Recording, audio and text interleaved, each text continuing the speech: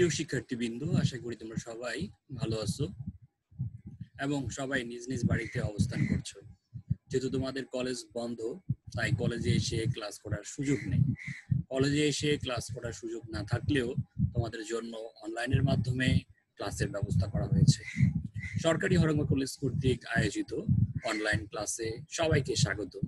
সবাইকে স্বাস্থ্যবিধি মেনে চলার আহ্বান জানাচ্ছি এবং আজকের এই ক্লাসটি উপভোগ করার জন্য আমন্ত্রণ জানাচ্ছি। আজকের এই ক্লাসটি মূলত অনার্স প্রথম বর্ষের শিক্ষার্থীদের জন্য।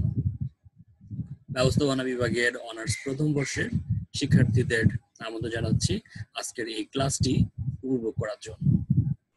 পাঠ পরিচিতি: বিবি অনার্স প্রথম বর্ষ ব্যবস্থাপনা বিভাগের হিসাব বিজ্ঞানের নীতিমালার অষ্টম অধ্যায়ের হিসাব, স্থায়ী হিসাব বা স্থায়ী সম্পদ, সেই স্থায়ী সম্পদ নিয়ে আমরা আজ আলোচনা করব।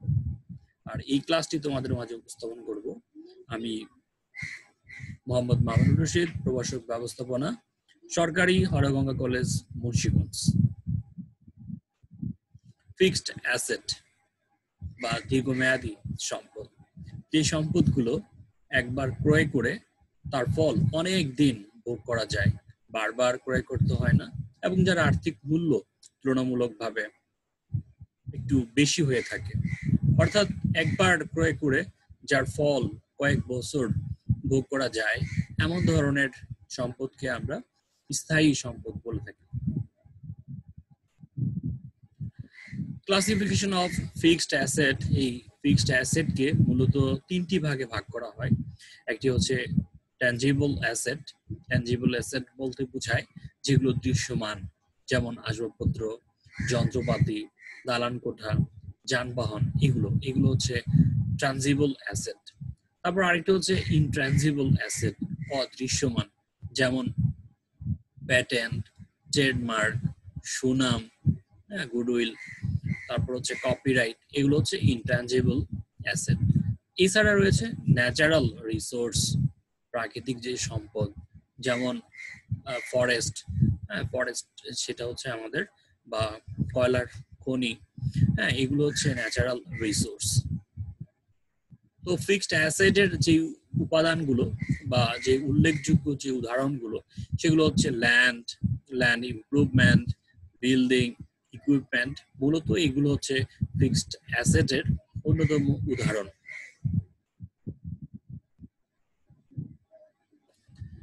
এই অধ্যায়ে আমরা মূলত যে বিষয়টি নিয়ে আলোচনা করব সেটি হচ্ছে স্থায়ী সম্পত্তির অবচয়। অবচয় একটি অনগদ বা অদৃশ্যমান লেনদেন, যা চোখে দেখা যায় না এবং ব্যবসায় প্রতিষ্ঠানে এটি হিসাবভুক্ত করা হয়ে থাকে। স্থায়ী সম্পত্তির মোট অর্জন মূল্যকে বিভিন্ন বছরের মধ্যে ভাগ করে দেওয়ার প্রক্রিয়া হচ্ছে অবচয়। যেমন একটি আসবাবপত্র বা একটি যন্ত্রপাতি 10,000 টাকা দিয়ে ক্রয় করা হলো এবং সেই মেশিনটি 5 বছর ব্যবহার করা যাবে, তাহলে প্রতি বছর তার অবচয় ভাগ করে দেওয়ার যে প্রক্রিয়া, প্রতি বছর অবচয় পরিমাণ হবে কত টাকা? 2,000 টাকা। এটাই হচ্ছে অবচয়। অবচয় শব্দটি ডেপ্রিটিয়াম থেকে এসেছে। ডেপ্রিটিয়াম শব্দটি দুটি অংশ রয়েছে। প্রথমটি যদি আমি ধরি তাহলে সেটি হচ্ছে ডিই, অর্থাৎ ডেপ্রিটিয়াম, অর্থাৎ আমরা অবচয়ের যেই ইংরেজি শব্দ সেটা হচ্ছে ডেপ্রিসিয়েশন, আর এটি ল্যাটিন শব্দ ডেপ্রিটিয়াম থেকে এসেছে। ডেপ্রিয়ামের দুটি অংশকে যদি আলাদা করা হয়, ডিই, যার অর্থ হচ্ছে ডেক্লাইন, অর্থাৎ ডেক্লাইনের সংক্ষিপ্ত রূপ হচ্ছে ডিই, বা ক্ষয় হওয়া বা হ্রাস পাওয়া সেটি। আর দ্বিতীয় অংশ সেটি হচ্ছে প্রিটিয়াম, যার অর্থ হচ্ছে প্রাইস বা মূল্য। তার মানে হচ্ছে এই ডেপ্রিটিয়াম মানে হচ্ছে ডিক্লাইন্ড প্রাইস, অর্থাৎ প্রাইস হ্রাস পাওয়া, মূল্য হ্রাস পাওয়া। অবচয়ের অর্থ তাই দাঁড়ায়, অর্থাৎ মূল্য ক্ষয় বা হ্রাস পাওয়া, সেটি হচ্ছে ডেপ্রিটিয়াম। এই ডেপ্রিটিয়াম শব্দটি ল্যাটিন শব্দ, আর যার ইংরেজি শব্দ হচ্ছে ডেপ্রিসিয়েশন। ডেপ্রিসিয়েশন এর বাংলা হচ্ছে অবচয়। অবচয় হচ্ছে কোনো স্থায়ী সম্পত্তির মূল্য হ্রাস পাওয়া বা ক্ষয় হওয়া, সেটাকে অবচয় বলে।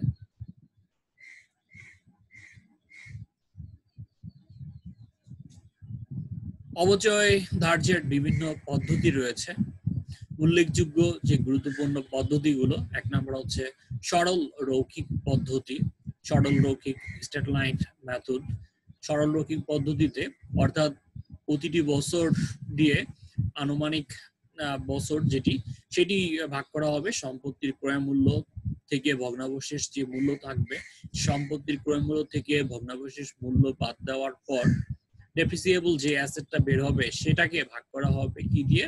আনুমানিক আয়ুষ্কাল দিয়ে। অর্থাৎ প্রতি বছর অবচয়ের পরিমাণটা হবে সমান। যেমন আমি প্রথমে যে উদাহরণটি দিয়েছিলাম, একটি যন্ত্রপাতি ক্রয় করা হলো 10,000 টাকা দিয়ে, এবং সেটি 10 বছর ব্যবহার করা হবে, অথবা 5 বছর যদি ব্যবহার করা হয়, তাহলে প্রতি বছর অবচয়ের পরিমাণ হবে 2,000 টাকা যদি এটি 5 বছর ব্যবহার করা হয়ে থাকে। তাহলে প্রতি বছর, প্রথম বছর 2,000, দ্বিতীয় বছর 2,000, তৃতীয় বছর, এভাবে প্রতিটি বছর যদি হয়ে থাকে তাহলে সেটা হচ্ছে সরল রৈখিক পদ্ধতি, সমান অবচয়ের পরিমাণ হয়ে থাকবে। উৎপাদন একক পদ্ধতি সরল রৈখিক পদ্ধতির মতোই সম্পত্তির ক্রয় মূল্য থেকে ভগ্নাবশেষ মূল্য বিয়োগ করা হবে, বিয়োগ করে বিয়োগ ফলকে ভাগ করা হবে। সরল রৈখিক পদ্ধতিতে আনুমানিক আয়ুষ্কাল দিয়ে ভাগ করা হতো, আর এখানে টোটাল প্রোডাকশন দিয়ে উৎপাদন, মোট যে উৎপাদন হবে সেই উৎপাদন সংখ্যা দিয়ে ভাগ করা হবে। ক্রমহ্রাসমান যার পদ্ধতি, ক্রমহ্রাসমান যার পদ্ধতি প্রতি বছর অবচয়ের ফলে সম্পত্তির মূল্য হ্রাস পাবে। যেমন 10,000 টাকা দিয়ে যেই যন্ত্রপাতিটি ক্রয় করা হয়েছিল এবং সেটি 5 বছর ব্যবহার করা হবে ধরে নেওয়া হয়েছিল, তাহলে প্রথম বছর সেই সম্পত্তির মূল্য হচ্ছে 10,000 টাকা, আর 1 বছর শেষ হয়ে যাওয়ার পর সেই সম্পত্তির মূল্য দাঁড়াবে 2,000 টাকা অবচয় বাদ দেওয়ার পর। অর্থাৎ 10,000 টাকা ছিল প্রথম বছর, আর প্রথম বছর শেষ হয়ে যাওয়ার পর সেই সম্পত্তির মূল্য হবে 10,000 মাইনাস 2,000, অর্থাৎ 8,000 টাকা প্রতি বছর। দ্বিতীয় বছর এসে আবার 8,000 থেকে 2,000 টাকা বাদ যাবে, তৃতীয় বছর এসে 6,000 টাকা থেকে 2,000 টাকা বাদ যাবে। এভাবে প্রতি বছর হ্রাস পাওয়াকে ক্রমহ্রাসমান যার পদ্ধতি বলে। এরপর হচ্ছে দ্বিগুণ হ্রাস প্রাপ্ত যার পদ্ধতি। দ্বিগুণ হ্রাস প্রাপ্ত পদ্ধতিতে আমাদের ক্রমহ্রাসমান যার পদ্ধতিতে অবচয়ের হারটি উল্লেখ থাকে। যদি অবচয়ের হার উল্লেখ না থাকে সেক্ষেত্রে কি করতে হবে? সেক্ষেত্রে দ্বিগুণ হ্রাস প্রাপ্ত যার পদ্ধতি প্রয়োগ করা হয় সেটি কিভাবে? 100কে ভাগ করতে হবে নাম্বার অফ ইয়ার্স দিয়ে, এবং সেটাকে আবার 2 দিয়ে গুণ করতে হবে। এটাই হচ্ছে আমাদের দ্বিগুণ হ্রাস প্রাপ্ত যার পদ্ধতি। এছাড়া এই অধ্যায়ের মধ্যে বর্ষ সংখ্যার যোগফল সমষ্টি, বার্ষিক বৃত্তি পদ্ধতি, ক্ষতিপূরণ তহবিল পদ্ধতি, পুনঃমূল্যায়ন পদ্ধতি, বীমা একক পদ্ধতি, ক্ষয় অনুপাত পদ্ধতি আলোচিত হয়ে থাকে। তো অবচয় ধার্যের গুরুত্বপূর্ণ যেই বিষয়গুলো তার মধ্যে আমরা এখানে দেখতে পাচ্ছি প্রথম যেই 5টি, এটি বেশ উল্লেখযোগ্য এবং পরীক্ষার জন্য খুব উপযোগী।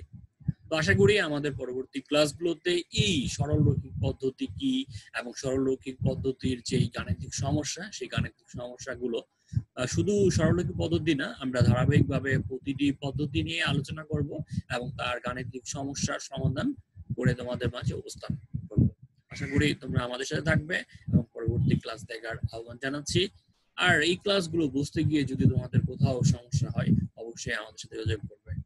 সবাই ভালো থাকবে, সুস্থ থাকবে এবং পরবর্তী ক্লাস দেখার আহ্বান জানিয়ে আজকের ক্লাস এখানে শেষ করছি।